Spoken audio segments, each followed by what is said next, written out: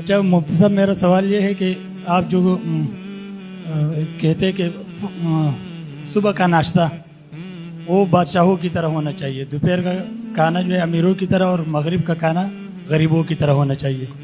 تو ہم نے سنا ہے کہ اکثر آپ علیہ السلام جو ہے مطلب جب گھر آتے تو پوچھتے کہ کھانے کو کچھ ہے، تو اگر کچھ ہوتا تو کھا لیتے، نہ ہوتا تو آپ فرماتے کہ میرا روزہ ہے. تو اس سے یہ معلوم ہوتا ہے کہ آپ علیہ السلام نے ناشتہ بھی نہیں کیا، جو بادشاہوں والا کھانا تھا، پھر امیروں والا بھی رہ گیا، تو باقی جو ہے غریبوں والا مطلب آپ علیہ السلام نے ہمیشہ مستقل کھایا. جی جی جی تو یہ اشکال ہے. سوال میں ان کے اشکال کو اپنی زبان میں اور پختہ کر کے آپ کے سامنے پیش کرتا ہوں. میرے بیان میں کہیں یہ بات آئی ہے کہ صبح کا ناشتہ بادشاہوں کی طرح کرو، دوپہر کا کھانا امیروں کی طرح، اور رات کا کھانا غریبوں کی طرح. تو بھائی صاحب کو اشکال یہ ہے کہ نبی صلی اللہ علیہ وسلم کے ہاں تو ناشتہ ہی نہیں تھا. گھر میں آتے پوچھتے کچھ کھانے کو ہے، فرماتی ہے تو کھا لیتے، بتاتی نہیں ہے تو کہتے میرا روزہ ہے. اور پھر جو رات کو بھی ہوتا ہو تو غریبوں کا والا ہی، مسکینوں والا ہی کھانا ہوتا تھا آپ صلی اللہ علیہ وسلم کا. تو اسلام تو میڈیکل سائنس کے خلاف بات نہیں کرتا نا، کیا خیال ہے؟ اگر اسلام تو وہ ہے جو نبی نے پیش کیا، تو وہ کیسی بات ہوگی جو اسلام پیش کر رہا ہے تو وہ نبی کی تعلیمات کے خلاف کیسے ہو سکتی ہیں؟ یعنی میڈیکل سائنس جو بات کر رہی ہے، اگر کر رہی ہے تو پھر نبی کی بات زیادہ صحیح ہے. انبیاء جتنا فطرت پہ ہوتے ہیں اتنا تو کوئی بھی نہیں ہوتا. اس کا جواب یہ ہے کہ یہ بات میں اپنے بیانات میں 20 دفعہ بتا چکا ہوں کہ نبی صلی اللہ علیہ وسلم کیا انگریزوں کے آنے سے پہلے تک ناشتے کا تصور مسلمانوں میں تھا ہی نہیں. ناشتہ انگریزوں نے متعارف کروایا ہے. اس سے پہلے ساری دنیا کے سارے مسلمان 2 ٹائم کا کھانا کھاتے تھے. ایک ہوتا تھا 11 ساڑھے 11 بجے دوپہر کا کھانا جس کو غدا کہا جاتا ہے، اور ایک ہوتا تھا عشاء کے فوراً بعد یا مغرب کے بعد جس کو عشاء کہا جاتا ہے، رات کا کھانا. یہ 2 ہی کھانے اسلام میں مسلمانوں میں ہمیشہ رہے ہیں، اور اس کے بیچ میں کوئی چائے کا وقفہ، کافی کچھ بھی نہیں ہوتا تھا. کافی کہتے ہیں مسلمانوں کی ایجاد ہے، لیکن کوئی اچھی ایجاد نہیں ہے، ڈھنگ کی چیز ایجاد نہیں کی ہے کافی، اگر کسی نے مسلمانوں نے دریافت بھی کی تھی. تو یہ جو سیٹ اپ چلا آ رہا تھا نا صدیوں سے، ہمارے شیخ حضرت مفتی رشید احمد صاحب فرمایا کرتے تھے کہ ہم نے ہندوستان میں ناشتہ دیکھا ہی نہیں تھا، دوپہر کا کھانا رات کا. افغانستان میں بھی ایسا ہی، کوئٹہ ووئٹہ سب جگہ انگریز جہاں بھی گیا ہے نا کچھ نہ کچھ الٹا پلٹا کر کے گیا ہے. وہ کچھ اچھا بھی کیا، اس نے سڑکیں وڑکیں بنا دی، لیکن وہ تو ظاہر ہے پیسہ ہوگا تو سڑکیں بنیں گی وہ، اور جتنی بنائی ہیں اس سے زیادہ کھائی ہیں اس نے. ہندوستان میں لوگ کہتے ہیں انگریز آیا تھا ٹرینوں کا جال بچھا دیا. بھائی صاحب اگر انگریز نہ آتا تو بھی ٹرینوں کا جال بچھ جاتا وہ، اور آج یورپ والی ٹرینیں چل رہی ہوتی. انگریز نے جتنا انویسٹ کیا نا ہندوستان پہ، سارا گولڈ لے کے وہ چلا گیا تھا برطانیہ. تو کھایا زیادہ ہے، لگایا بہت کم ہے. تو اس لیے اتنی زیادہ انگریزوں کی تعریفیں ہمارے سامنے نہ کیا کرو. تو ناشتہ بھی وہ لے کر آیا، چائے بھی وہ لے کر آیا، نشہ بھی وہ لے کر آیا، ڈرگس بھی وہ لے کر آیا. اب لوگ 3 ٹائم کھا کے مسٹنڈے بن رہے ہیں. ناشتہ کرتے ہیں، پھر کھانا کھاتے ہیں، پھر رات کا کھانا کھاتے ہیں. پھر کچھ حکیموں نے بھی ناشتے کو، ناشتہ بہت ضروری ہے، کچھ بھی ضروری نہیں ہے ناشتہ واشتہ، سمجھ رہے ہو؟ تو یہ جو ہے نا کہ ناشتہ بادشاہوں کی طرح کرو، یہ اس صورت میں ہے کہ اگر آپ نے کرنا ہی ہے، آپ نے 3 ٹائم کھانا کھانا ہی ہے جو کہ لوگ کھا رہے ہیں، تو پھر اس میں یہ ہے کہ چونکہ صبح کے وقت آپ کا میٹابولزم بہت فاسٹ ہوتا ہے، اس وقت بھاری بھرکم غذائیں ہضم ہو جاتی ہیں. اگر کرنا ہی ہے ناشتہ تو سب سے سپیریئر چیز پھر کیا ہونی چاہیے؟ ناشتہ. دوپہر بھی سن لائٹ ہوتی ہے، تو سن لائٹ میں جو کھایا جاتا ہے دوپہر میں وہ بھی فیٹ بہت زیادہ نہیں بنتا. رات کو جو آپ کھا رہے ہیں نا وہ تو جب سو جائیں گے نا آپ تو وہ یوٹیلائز تھوڑا ہی ہو رہا ہے، اس میں بیماریوں کا خطرہ زیادہ ہے. تو یہ ان لوگوں کے لیے کہا جاتا ہے جن کمبختوں نے، مجھ سمیت، میں بھی کرتا ہوں ناشتہ، لیکن دوپہر کا کھانا سردیوں میں نہیں کھاتا. میں کھاتا ہوں تو پھر رات کو کم کر دیتا ہوں. تو یہ ان کمبختوں کے لیے جو ہم جیسے نالائق لوگ ہیں، ان کے لیے اصول یہ ہے کہ اگر انہوں نے ناشتہ کرنا ہی ہے، دوپہر کھانا بھی کھانا ہے، رات بھی کھانا ہے، تو بھئی رات کو بہت ہلکا کر دو، دوپہر تھوڑا سا بہتر کر دو. اگر پھوڑنا پھاڑنا ہی ہے تو صبح کے ٹائم پہ پھوڑو. پھوڑنا پھاڑنا ہی ہے، کھاتے تھوڑی ہیں، ابھی پھوڑتے ہیں نا. کیا ہو گیا آپ لوگ کو سمجھ میں نہیں آ رہا؟ ہم لوگ کھانا کھاتے ہیں، یہ کھانا پھوڑتے ہیں. تو یہ پھوڑنا پھاڑنا صبح ہونا چاہیے. ہم لوگ پھوڑ پھاڑ رہے ہیں رات کو. شادیوں میں نان اور مرغو مسلم اور بیف بریانی، چکن بریانی اور چکن تکے اور بیف بوٹی یہ سب پھوڑا کب جا رہا ہے. اور روٹی بھی نہیں ہوتے نا, وہ ہوتی ہے تافتان ہوتے ہیں بالکل, یعنی کاربوہائیڈریٹ کا کنستر, اور اس میں وہ بھی نہیں ہے, یعنی میدے کے بنے ہوئے ہوتے ہیں. پروٹین تو زیرو ہے نا اس میں, کیا ہے پروٹین اس میں. وہ کھاتے ہیں رات کو اور پھر سوتے ہیں, اور ایک دن صبح اٹھتے ہی نہیں ہے, پولیس بھی آتی ہے اٹھانے کے لیے, نہیں اٹھتے. تو یہ ان لوگوں کے لیے کہا جاتا ہے کہ بھائی جنہوں نے کھانا ہی ہے تو وہ اپنی پھوڑنا ہی ہے, تو سب سے زیادہ اگر پھوڑنا ہی ہے تو صبح کے ٹائم پہ پھوڑیں گے. اس کے نقصانات بھی ہوں گے مگر کم ہوں گے. دوپہر کو پھوڑنے کے بھی نقصانات ہوتے ہیں مگر نسبتاً کم ہوتے ہیں. سب سے زیادہ باڈی ڈیمیج ہوتی ہے رات کو پھوڑنے پھاڑنے سے. اور یہ رات کو پھوڑنے کا مطلب ہے کارب والی چیز, جو فل کارب ڈائٹ ہے وہ لینا, چاول روٹی یہی چیزیں تو ہم کھا رہے ہیں نا. تو رات کو تو آپ ہلکا پھلکا کھایا کریں, اور وہ بھی پروٹین والی چیزیں زیادہ لیں رات کو. اب نبی صلی اللہ علیہ وسلم کی جو سیرت تھی, جس میں ہم دیکھتے ہیں کہ آپ گھر پہ آتے, ہوتا کھا لیتے, نہیں ہوتا نہیں کھاتے. بھائی صحت کا سب سے بہتر اصول ہی یہی ہے, بھوکا رہو. جب شدید بھوک لگے تو کھاؤ آپ. یہ تو ساری دنیا کے سارے سائنٹسٹ اس پہ متفق ہیں. لیکن آپ کا یہ جو اشکال ہے کہ نبی صلی اللہ علیہ وسلم کی خوراک تو مسکینوں والی خوراک تھی, یہ بات غلط ہے. ہمارے نبی کی خوراک بہت, صرف خاندانی نہیں بلکہ بہت خاندانی تھی. جس کو ہم غریبوں والی خوراک کہتے ہیں, آج میڈیکل سائنس نے ثابت کر دیا کہ وہ غریبوں والی نہیں ہے. اصل میں غریب جو خوراک کھا رہا ہے وہ امیروں والی ہے, امیر جو کھا رہا ہے وہ کس کی والی ہے, وہ غریبوں والی خوراک. سمجھتا ہے کہ نہیں سمجھتا؟ اب میں بتاتا ہوں ہمارے نبی نے کیا کیا کھایا ہے. ہمارے نبی نے جو قرآن نے جن خوراکوں کو پروموٹ کیا ہے, قرآن اور نبی تو تعلیمات کے لحاظ سے ایک ہی چیز کے دو نام ہے نا. قرآن میں برگر کا تذکرہ ہے, کہیں اللہ نے برگر کی قسم کھائی ہو؟ قسم ہے کولڈ ڈرنک کی, قسم ہے شربت کی, قسم ہے بریانی کی. قرآن نے قسم کھائی والتین والزیتون, قسم ہے انجیر کی. تو پروموٹ کس کو کیا قرآن نے؟ انجیر. آپ انجیر کے فضائل دیکھ لو یار, ایسی خاندانی خوراک ہے یار, اپنے خرچے پہ کھا لیا کرو. بہت سی چیزیں میٹھی ہوتی ہیں, شوگر کم ہوتی ہے اس میں, مٹھاس پوری آئے گی. جیسے گڑ میٹھا ہے, شوگر اس میں چینی سے کم ہے, اس میں بھی بہت ہے, ایسا نہ ہو گڑ پھوڑنا شروع کر دیں, لیکن چینی سے بہت کم ہے, لیکن میٹھا ویسے ہی ہوتا ہے. کیا خیال ہے بھائی؟ تو قسم اٹھائی گئی ہے انجیر کی, قسم اٹھائی گئی ہے زیتون کی. ڈالڈا کی قسم ہے, یہ جو آج کل کے کوکنگ آئل آ رہے ہیں ان کی کہیں قسم ہے؟ اللہ نے زیتون کی قرآن میں تعریف کی, شجرتم مبارکہ, برکت والا درخت. مثالیں بھی اللہ نے زیتون کی دی ہیں, بقعۃ مبارکۃ زیتونۃ, شجرۃ مبارکۃ زیتونۃ. تو آپ زیتون کھاؤ, یہ غریبوں والی خوراک بولو نہیں ہے, یہ امیروں والی خوراک. ایک بات, صرف ہم آئل پہ آتے ہیں, آئل پہلے آئلوں کو ختم کریں پھر ہم کارب پہ آئیں گے. صرف آئل کو فوکس کرو آپ. اللہ تعالیٰ نے قرآن میں ارشاد فرمایا کہ ہم نے یہودیوں پر چربی کو حرام کر دیا تھا. وحرمنا علیہم شحومہما, یہودیوں کو کہا تھا کہ اونٹ اور گائے کا صرف گوشت کھانا ہے, دمبے کا گوشت کھانا ہے, چربی کو ہاتھ نہیں لگانا. کیوں؟ کیا اس چربی سے فیٹ پیدا ہو رہا ہے, اس سے بیماریاں آ رہی ہیں؟ نہ, اللہ کو یہودیوں سے اتنی محبت نہیں تھی کہ اللہ ان کو صحت دینا چاہتے تھے. اللہ نے کہا تم سے اتنے بڑے بڑے جرم ہوئے ہیں کم بختوں, اتنے بڑے بڑے گناہ کیے ہیں, صرف گوشت کو ہاتھ لگاؤ, جانور کے فیٹ کے قریب بولو مت جانا. چربی کھانے کی تمہیں اجازت نہیں ہے, چربی صرف نیک لوگ کھائیں گے, برے لوگ چربی بولو نہیں کھائیں گے. سمجھ میں آئی بات؟ اس سے پتا چلتا ہے بھائی چربی میں کچھ تو تھا. چربی کھانے والا 4 شادیاں کرتا ہے, نہیں تو جذبہ اس میں 4 شادیوں کا پیدا ہو جاتا ہے. یہ اینیمل فیٹ ہے. آپ میڈیکل سائنس کی رپورٹیں پڑھو, جو صحیح ڈاکٹر ہے, جو محقق ہیں, ہر ڈاکٹر محقق نہیں ہوتا,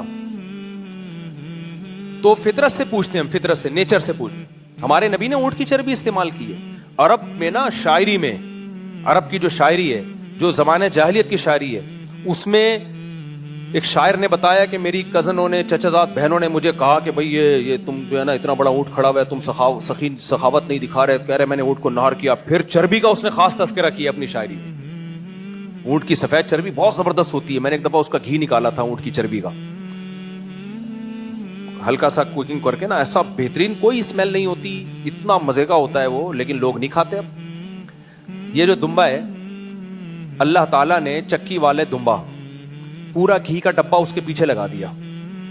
کیا خیال ہے کہ نہیں ہے؟ پوری زندگی وہ گھی کا ڈبہ اپنے ساتھ لے کے گھومتا ہے. وہ جو چربی ہے نا جس کو پگھلاتے ہیں تو گھی بن جاتا ہے.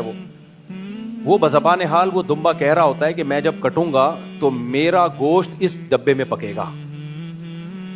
بزبان حال وہ یہ فطرت, یہ نیچر کی یہ گفٹ, فطرت کے گفٹ ہیں ہمارے لیے. یہ اللہ کے گفٹ ہیں. کس کے لیے؟ کہ اللہ نے کہا کیونکہ دمبے کھانے والوں کو چربی کا شوق ہوتا ہے, بکرے کھانے والوں کو نہیں ہوتا. حقیقت ہے. اور دمبے اکثر سرد علاقوں میں ہوتے ہیں, دمبے میں گرم علاقوں میں نہیں رہ, تبھی اس کے بال بار بار صاف کرنے پڑے. اللہ نے اس کو قدرتی سویٹر پہنایا ہوا ہے یہ بتانے کے لیے کہ ٹھنڈے علاقوں کیا ہے, اور ٹھنڈے لوگ اسی ٹھنڈے علاقوں کے لوگ یہ کھائیں گے اور فیٹ میں پکے گا. تو اللہ میاں نے اس کے پیچھے ایک چکی بنا کے پورا گھی کا ڈبہ چپکا دیا. ساری زندگی وہ گھی کا ڈبہ اٹھا اٹھا کے گھومتا ہے کہ بھائی میں جب کٹوں گا تو میرا گوشت اسی میں پکے گا. ہم نے کیا کیا, ڈاکٹروں کی باتوں میں آ کے, جو بیچارے صحیح سمجھدار ڈاکٹر نہیں ہیں ان کی باتوں میں آ کے وہ چربی اٹھا کے صابن بنا دیا ہم نے اس سے, یا وہ کسی کو دے دیا, اور الگ سے ہم نے کوکنگ آئل مارکیٹ سے خریدا اور اس میں اس کے گوشت کا بیڑا غرق کر دیا. ذائقہ کی بھی ایسی کی تیسی اور صحت کی بھی ایسی کی, بولو ایسی. تو یہ غریبوں والی خوراک ڈالڈا ہے یا کوکنگ آئل ہے. ڈالڈا کو اسپیشلی کوئی ڈالڈا پھر بھی نسبتاً بہت سے آئل سے بہتر ہے, کمپنی ہے نا. باقی جو لوکل آئل بک رہے ہیں ان کا تو پتہ نہیں ڈیزل سے آئل بنا رہے ہیں بھائی, کس سے بنا رہے ہو کچھ پتہ نہیں ہے, کیا ڈال رہے ہیں اس میں. لوگ چمک دیکھتے ہیں اس کی. آپ چند دن میرے مشورے پہ چربی کھاؤ, پھر آپ اپنے رنگ دیکھو اور آپ اپنا کلر دیکھو, اور بچوں کو کھلاؤ ایسے دمبے جیسے ہو جائیں گے, مسٹنڈے دمبے جیسے ہو جائیں گے. ہاں بعض ڈاکٹر آپ کو منع کریں گے, دل کی بیماریاں آتی ہیں فلاں, وہ ان لوگوں کی آتی ہیں جو ہارڈ ورکنگ کرتے نہیں, خوراک کھا رہے ہیں ببر شیر والی اور حرکتیں بکریوں والی کر رہے ہیں. تو جب شیر جیسی خوراکیں کھائی جاتی ہیں تو آپ کا لائف اسٹائل بھی کیسا ہوتا ہے, شیر جیسا ہوتا ہے. شیر دھاڑتا ہے, دوڑتا ہے, جھپٹتا ہے, کھا پی کے پھر مسنڈوں کی پڑا بھی محنت کرتا ہے, پھر لائف کو انجوائے بھی کرتا ہے. لیکن ایسا ہی نہیں ہے کہ پڑے پڑے زندگی گزار دے. تو جن لوگوں نے ورزش نہیں کرنی, بھاگنا دوڑنا نہیں ہے, ہارڈ ورکنگ نہیں ہے, پڑے ہوئے ہیں, تو وہ تو بھائی چربی کھا کے مریں گے. لیکن اس میں پھر چربی کا قصور نہیں ہے, دمبے کا قصور نہیں ہے, اس میں آپ کے لائف اسٹائل کا قصور ہے. وہ تو کچھ بھی کھائیں گے تو مریں گے آپ. تو یہ اسلام نے خوراک بتائی ہمیں, یہ بادشاہوں والی خوراک ہے. آج غریب چربی کھا رہا ہے, اس کے پاس کوکنگ آئل کے بیچارے کے پاس پیسے نہیں ہوتے, وہ کیا کھا رہا ہوتا ہے, چربی کھا رہا ہے. وہ منہ بھی بنا رہا ہوتا ہے اللہ نے مجھے پیسہ نہیں دیا اس لیے میں چربی کھا رہا ہوں. او بھائی صاحب تو زیادہ بادشاہوں والی خوراک کھا رہا ہے. تو پھر اسلام میں جو دوسرے جس آئل کی فضیلت بیان کی گئی ہے وہ کون سا ہے, زیتون. وائٹامن ای سے بھرپور ہوتا ہے. میں ایسے علاقوں میں گیا ہوں جن لوگوں میں زیتون انٹیک زیادہ ہے, ان کی اسکن ہی الگ نظر آ رہی ہوتی ہے, عجیب ہی لگ رہے ہوتے ہیں. جوان تو الگ ہی لگ رہے ہوتے ہیں, نظر آ رہے ہوتے ہیں. بھائی یہ وہ والی خوراک ہے, ہمارے والے پراٹھے پہ سیٹ نہیں ہوئے یہ لوگ. تو اب زیتون میں لوگ کہتے ہیں ایکچولی مہنگا بہت ہے. بھائی صاحب زیتون کا 1 چمچ ڈلتا ہے اور یہ جو دوسرے کوکنگ آئل ان کے 6 چمچ ڈلتے ہیں, تو نتیجہ وہی نکل جاتا ہے. لیکن دماغ جب آدمی کا سیٹنگ پہ نہ ہو تو کیا کر سکتے ہیں. تو ہمارے نبی صلی اللہ علیہ وسلم کی خوراکیں بڑی خاندانی تھی.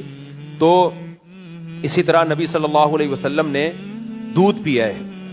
دودھ غریبوں کی خوراک آج بن چکی ہے. اصل میں یہ کس کی خوراک ہے؟ اب دیکھو دودھ کیسے پیا ہے, بوائل کر کے نہیں. دیکھو نبی صلی اللہ علیہ وسلم کو فالو کرنا ہے تو پورا فالو کرو گے تو فائدہ ہوگا, جس طریقے سے آپ نے جو چیزیں استعمال کی. ہمارے نبی نے دودھ جب پیا ہے تو اس میں 3 چیزیں ہیں, وہ 3 شرطوں کا خیال کر کے پیو گے تو فائدہ ہوگا, اور پھر تھوڑا فائدہ نہیں ہوگا, بہت فائدہ ہوگا. نمبر 1, اس جانور کا دودھ جو آرگینک چیزیں کھاتا ہو, یعنی نیچرل طریقے سے پلتا ہو. آج کل کراچی میں بھینسوں کو باندھ کے بھینسوں کی مرضی کا نہیں اپنی مرضی کا کھلایا جاتا ہے ان کو. سمجھتے ہو کہ نہیں سمجھتے؟ ہمارے ایک دوست ہیں, ان کی بھینس اور ان کی گائے کا دودھ بہت میٹھا. میں نے کہا اتنا ٹیسٹی دودھ؟ کہتے ہیں ہمارے گھر کا دودھ ہے بھائی ایسا خاندانی ہے, اتنی موٹی ملائی اور اتنا میٹھا دودھ, ایسا لگتا ہے چینی ملائی بھی ہے. میں نے کہا بھائی اتنا میٹھا اور اتنی موٹی ملائی. جب خوراک دیکھی تو کیک اور پیسٹریاں کھلائی جا رہی ہیں گائے کو. ہمارے دوست ہیں, آپ کبھی کہو تو میں ملوا بھی دوں گا ان سے. میں نے کہا یہ کیک کہاں سے لاتا ہے بھائی تو؟ کہتے ہیں جتنا بیکریوں کا بچا ہوا کیک پیسٹریاں جو ضائع ہونے والی ہوتی ہیں وہ لا کے میں کس کو کھلا دیتا ہوں؟ گائے کو. چارے میں ملا کے ایک دم سے کھلاؤ گے تو خراب ہو جائے گا پیٹ. آہستہ آہستہ یوز ٹو کرنا پڑتا. اس کے بعد جو ان کے دودھ میں گاڑھا پن اور مٹھاس آتی ہے, مزے کا بہت ہوتا ہے, لیکن اس میں صحت کی ایسی کی بولو تیسی. جو گھاس چرنے والی گائے ہے نا, اس کے دودھ میں نہ اتنی مٹھاس ہوگی نہ فیٹ ہوگا, وہ زیادہ فائدے مند ہے. جو دھوپ میں پھر رہی ہوتی ہے, حدیث میں ایک فضیلت ہے, حدیث کی سند کی مجھے تحقیق نہیں ہے پورے طور پر, غالباً صحیح حدیث ہے. آپ نے فرمایا گائے کا دودھ پیا کرو کیونکہ ترمو فی الارض, وہ زمین میں چرتی پھرتی ہے, ہر طرح کی جڑی بوٹیاں کھا رہی ہوتی ہے. اب جو گائے مارکیٹ میں آ رہی ہیں یا بھینسیں مارکیٹ میں آ رہی ہیں, کم بختوں کو دھوپ بھی نہیں ملتی, ہر وقت ویکسینیشن کے ٹیکے لگ رہے ہوتے ہیں بیچاریوں کو, اور ان کو دیسی گھی کھلایا جا رہا ہے جو ان کی نیچرل خوراک بولو نہیں ہے, اور ان کو باندھ کے ونڈے کھلائے جا رہے ہیں. گندم اس میں بہت زیادہ ہوتی ہے, گندم تو فل کارب ڈائٹ ہے, اور یہ گندم وہ گندم ہے بھی نہیں جو 100 سال پہلے ہمارے باپ دادے کھایا کرتے تھے. پہلے جو گندم کھائی جاتی تھی اس میں تو منرلز تھے, اب جو گندم میں منرل کی ایسی کی تیسی ہوئی بھی ہے, ہائیبریڈ قسم کی گندم آ رہی ہے اور اس میں شوگر ہی شوگر ہے. تو وہ آپ ونڈے کھلا کے نا, تو ہم بس اس پہ خوش ہوتے ہیں کہ بھائی یہ اتنا گاڑھا دودھ اور اتنا زیادہ دودھ. کوانٹٹی کو فوکس کر رہے ہوتے ہیں اور ٹیسٹ کو فوکس کر رہے ہوتے ہیں, اور ورنہ دودھ کی ایسی کی بھائی دودھ میں فیٹ جتنا زیادہ ہوگا وہ فائدے مند تھوڑی ہے, سمجھ رہے ہو, وہ فائدے مند تھوڑی ہے, اس میں منرلز تو ختم ہو گئے. تو نبی صلی اللہ علیہ وسلم نے جن جانوروں کا دودھ پیا ہے وہ چرنے والے جانور ہیں. ایک شرط ہو گئی دودھ میں, پہلی شرط کیا ہے؟ چرنے والا جانور. نمبر 2, بھوک کی حالت میں پیا ہے آپ نے. ہم کرتے ہیں 2 پراٹھے کھانے کے بعد 1 گلاس دودھ پی لو.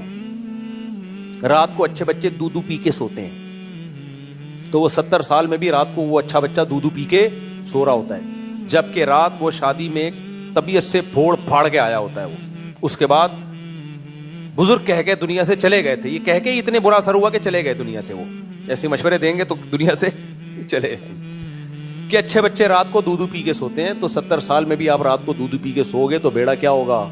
یہ تو حیرت ہے 70 سال تک پہنچا کیسے بھائی تو. اس میں ایک تو فیٹ اتنا ہے اور تم رات کو پی کے سو رہے ہو تو سارا چربی جمے گی بھائی, تو ہڈیاں, وہ تو سارے کولیسٹرول ہے. تو نبی صلی اللہ علیہ وسلم نے دودھ استعمال کیا شدید بھوک میں کھانے کی جگہ. دودھ صحیح بخاری کی حدیث ہے یا مسلم کی کہ دودھ وہ خوراک ہے جو کھانے اور پینے دونوں جگہ استعمال ہوتا ہے. تو ہم لوگ ایسا نہیں کرتے میرے بھائی. ہمیں جب بھوک لگ رہی ہوتی ہے تو دودھ سے کون پیٹ بھرتا ہے آج کل؟ دودھ سے کوئی پیٹ نہیں بھرتا. صحابہ کرام جو دودھ پیتے تھے پیٹ نہیں بھرتا, یعنی وہی کھانے کے طور پہ ہوتا تھا. آپ چند دن یہ کر کے دیکھو, بھوک لگ رہی ہے شدید, آپ صرف دودھ پی لو. ہمیشہ نہیں کرو کیونکہ آپ کو دوسری چیزیں بھی چاہیے, لیکن کبھی کبھار ایسا کر لو تو دیکھو کیسا آپ کو فائدہ ہوگا دودھ کا.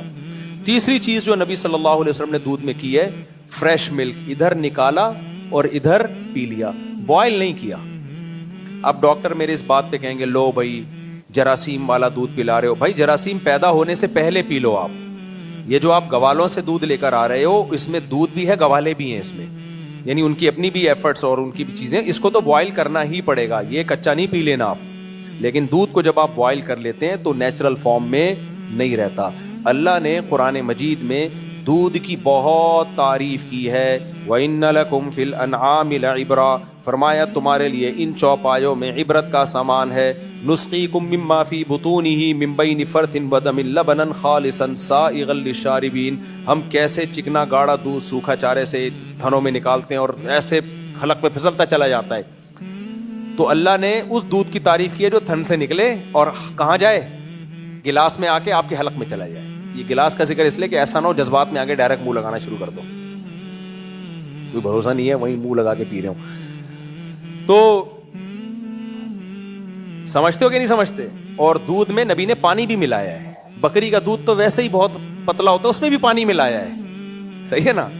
گرمیوں میں آپ اس کو ٹھنڈا کرنے کے لیے تھوڑا سا ٹھنڈا پانی ملا دیں تاکہ وہ تھوڑا ٹھنڈا ہو جائے. ہمارا سارا فوکس ہوتا ہے گاڑھے دودھ پہ, اور نبی کا سارا فوکس تھا پتلے دودھ پہ. اور یہ تو 3 باتیں ہو گئیں, سمجھ میں آئی کہ نہیں آئی؟ آرگینک دودھ یعنی آرگینک غذائیں کھاتی ہو گائے. Number 2 fresh. نمبر 3 شدید بھوک کی حالت میں. شدید بھوک کی حالت میں. اور ایک چوتھی چیز بھی تھی, دماغ سے نکل گئی میرے. ہاں دودھ میں کچھ ملایا نہیں, ایسے ہی پیا ہے, لیکن ایک چوتھی چیز تھی یار. چلو پھر اتنے بھی کافی ہے, یہ 3 شرطوں پہ بھی عمل کر لو نا تو بہت ہے. تو اس طرح سے دودھ پیئیں گے تو فائدہ ہوگا. اس طرح سے کون پی رہا ہے, امیر پی رہا ہے یا غریب پی رہا ہے؟ غریب پی رہا ہے. سمجھ میں آ رہی ہے بات؟ تو ہمارے نبی کی خوراک امیروں, ابھی آپ کے سوال میں مزید لیتا ہوں, صبر کریں. تو ہمارے نبی کی خوراک تو بھائی یہ امیروں والی خوراک تھی, سمجھ رہے ہو؟ تو اب غریب کیا کر رہا ہے, جو ریوڑ چڑھا رہا ہے بکریوں کا. ہاں چوتھی شرط یاد آ گئی کہ آپ صلی اللہ علیہ وسلم نے سب سے زیادہ جو دودھ پیا ہے وہ اونٹنی کا اور بکری کا پیا ہے. ہمارے ہاں جو سب سے زیادہ پیا جاتا ہے گائے کا بھی نہیں بلکہ بھینس کا. سبحان اللہ. تو بنو گے کیا؟ بھینس بنو گے پھر. کیا خیال ہے, کیا بنو گے پھر؟ بھائی جو جانور ہے تو وہی بن جاؤ گے. تو پھر بھی نہ پینے سے بہتر ہے وہی پی لو, لیکن فوکس زیادہ بکری اور اونٹنی. اونٹنی کے دودھ تو 0 فیٹ ہوتا ہے, اس میں ہے ہی نہیں فیٹ اس میں. تو یہ 4 شرطوں کے ساتھ دودھ پیا جائے تو پھر وہ دودھ ہے. ہم جو پی رہے ہیں وہ نہیں. تو یہ 4 شرطوں کے ساتھ امیر پیتا ہے یا غریب پیتا ہے؟ غریب. امیر کیسے پیتا ہے, آئیے ہم اس کی طرف آتے ہیں. امیر اول تو کھلا دودھ اب پینا ہی چھوڑ دیا امیر نے, وہ ڈبے کا دودھ پیے گا, پیکنگ کا. اس پہ لکھا ہوا ہوگا اتنا زنک, اتنا فلانا, زنک ونک پتہ نہیں ہوتا ہے نہیں ہوتا دودھ میں, وال اتنا, وہ لکھنے پر گورنمنٹ کی طرف سے کوئی پابندی نہیں. یہ بیچارہ ایمان لے آتا ہے کہ لکھا ہوا ہے تو ہوگا بھی.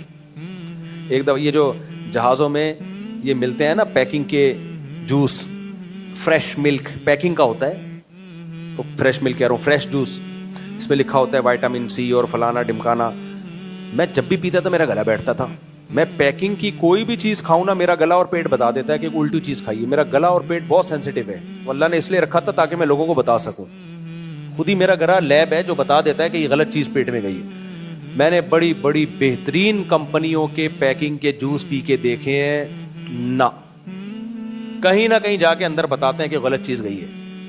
آپ جوس پینا ہے, بول تو جوس پیو نہیں, پھل کھاؤ. پینا ہے تو بھائی خود نکالو جوس پیو, وہ ہے خالص. اس کے علاوہ بکواس ہے. جو بول رہے خالص, اس میں کچھ کیمیکل ڈالے جاتے ہیں اس کو محفوظ کرنے کے لیے, وہ کیمیکل نقصان دہ ہوتے ہیں. ڈاکٹر لوگ کہتے ہیں اتنے تھوڑے ڈالے جاتے ہیں نقصان نہیں ہو رہے, ہوتا ہے بھائی. چلو ایک دفعہ پیتا ہے تو لوگ پیتے بھی تو ڈیلی ہے نا, پھر وہ نقصان دیتے ہیں. تو اس لیے یہ جوس موس سب ٹوپی ڈرامہ ہے. پیکنگ کی جو بھی چیز, بڑے بڑے ریلائبل ڈاکٹروں سے میں نے سنا ہے کہ جس چیز کا ٹی وی میں ایڈ آ رہا ہے, انٹرنیٹ پہ ایڈ آ رہا ہے کہ یہ کھاؤ, وہ کبھی بھی مت کھاؤ. صحیح ہے. ہاں ایسی چیز کا ایڈ آ رہا ہے کہ وہ کھاؤ ریڈی والے سے خرید کے, تو وہ کھا لو آپ. اچھا ایک منجن اور بھی بک رہا ہے. ڈاکٹر لوگ کیا کر رہے ہیں, کسی چیز کے بڑے فضائل. اب مثال کے طور پر ایک چیز بڑی مارکیٹ میں چل رہی ہے, میں جب ان چیز کی تحقیق کرتا ہوں نا, اس کی ڈیپ میں جاتا ہوں میں. ایک چیز آج کل بڑی چلی ہے, کافی میں آپ ناریل کا تیل ملا کے پیے. بلٹ پروف کافی ہے, اس سے کیا ہوگا, آپ کے دماغوں کی جو ہے ٹھن ہو جائے گا, اور وہ ناریل کا تیل ٹھیاؤں جا کے یوں کر دے گا. اس کے بعد پھر یہ اگر آپ کو چاہیے ناریل کا تیل تو میرے پاس یہ ناریل کا تیل دستیاب ہے. سارے فراڈی نہیں ہوتے اس میں, اچھے لوگ بھی ہوتے ہیں کہ چلو آپ نے فضائل سنائے اور اس کے بعد اپنی پروڈکٹ بیچیں, جائز ہے یہ, لیکن فضائل تو صحیح سناؤ نا, فضائل تو صحیح سناؤ. یہ کیا ریسرچ سے یہ سب ثابت بھی ہے یا نہیں ہے؟ ہم جب بڑے بڑے ڈاکٹروں سے رابطہ ہوا, انہوں نے کہا ٹوپی ڈرامہ ہے بھائی, کافی میں آپ ذائقے کے لیے آپ ناریل کا یا کوئی بھی تیل ملا کے پی لیں, ثواب ملے گا آپ کو, ذائقہ اچھا آ گیا. اتنے جو فضائل ہیں نا, دماغ کی یہ والی رگ پہ جا کے یوں کر یاداشت بہتر ہوگا, ایسا کچھ بھی نہیں ہے. سمجھتے ہو کہ نہیں سمجھتے؟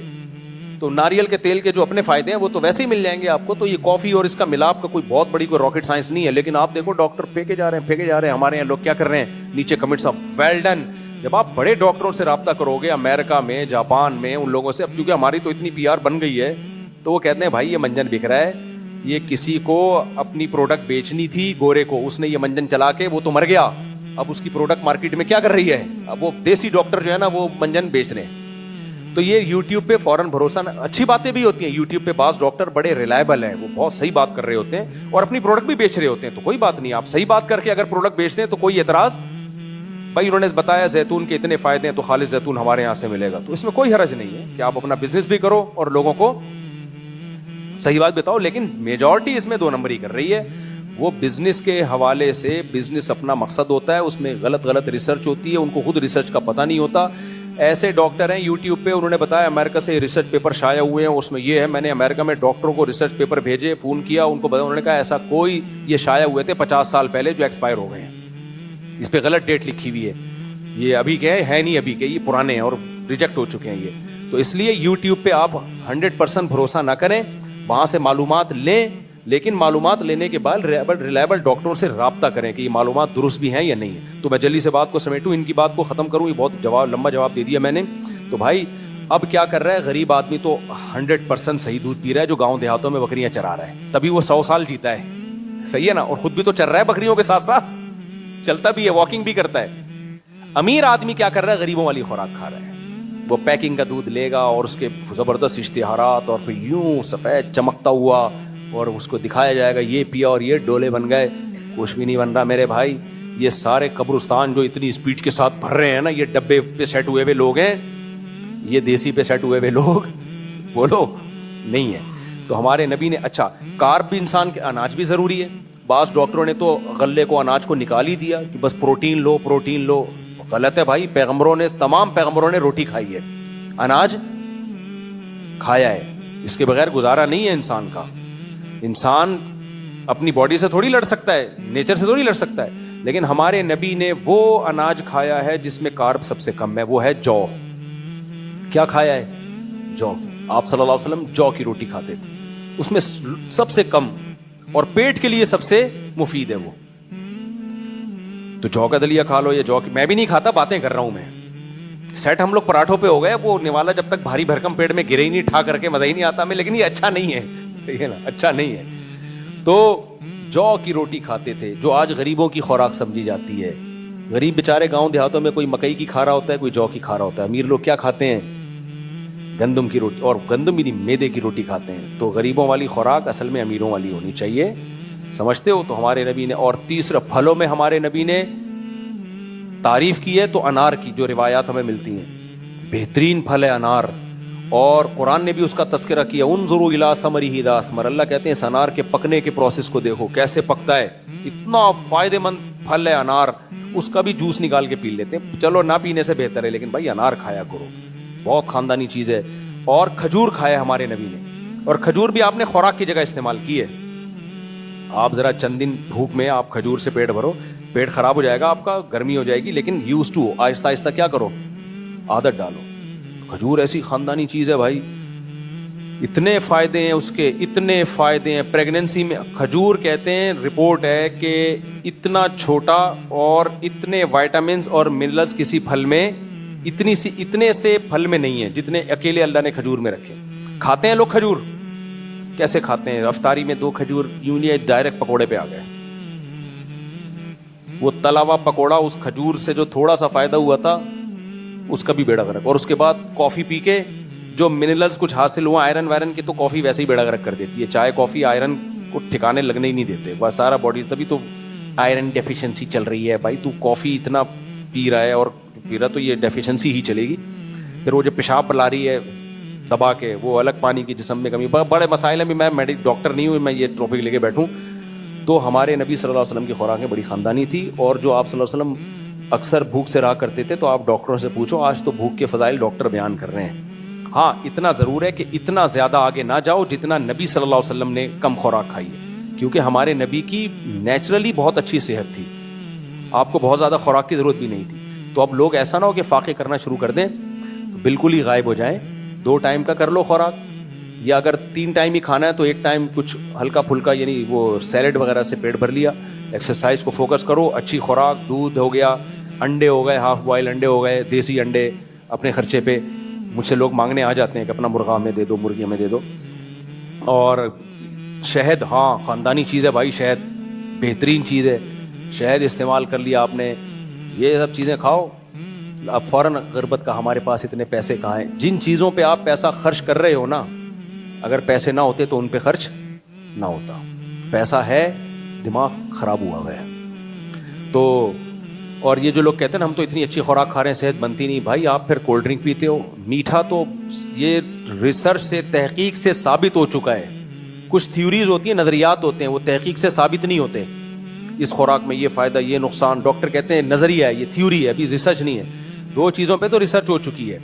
میٹھا زیادہ کھانا بیڑا غرق کرے گا صحت کا, یہ ریسرچ سے ثابت شدہ چیز ہے. اور دوسرا سگریٹ, یہ کینسر کرے گی. اور تیسرا میری اپنی ریسرچ ہے, ڈاکٹروں سے میں نے نہیں پوچھا, گٹکا منہ کا کینسر کرے گا. کیونکہ میں نے اپنے کئی دوستوں کو جو گٹکا کھاتے تھے مرتے ہوئے اپنے سامنے دیکھا ہے. آدھے آدھے منہ کٹ گئے ان کے. اور موت بھی یہ آسان موت نہیں ہوتی گٹکے والے کی, ترس ترس کے تڑپ تڑپ کے مرتا ہے وہ. اس لیے اپنی جانوں پہ رحم کرو, یہ چھوڑ دو گٹکے, دکانیں بند کراؤ, گورنمنٹ پہ دباؤ ڈالو, یہ بند کراؤ گٹکے کی دکانیں. اتنے خطرناک زہریلے کینسر ہوتے ہیں نا. منہ کا کینسر یار, زخم گھٹنے پہ ہو جائے, یہاں ہو جائے, برداشت کر. منہ میں زخم ہو گیا, نہ بات کر سکتا ہے اور نہ کھا سکتا ہے. بہت ہی دردناک موت ہوتی ہے گٹکے والے کی. اللہ حفاظت میں رکھے. ہجامے سے متعلق جی جلدی سے پوچھ لیں, مختصر, بس میں مختصر جواب دوں گا, اب اتنے لمبے جواب نہیں دوں گا میں.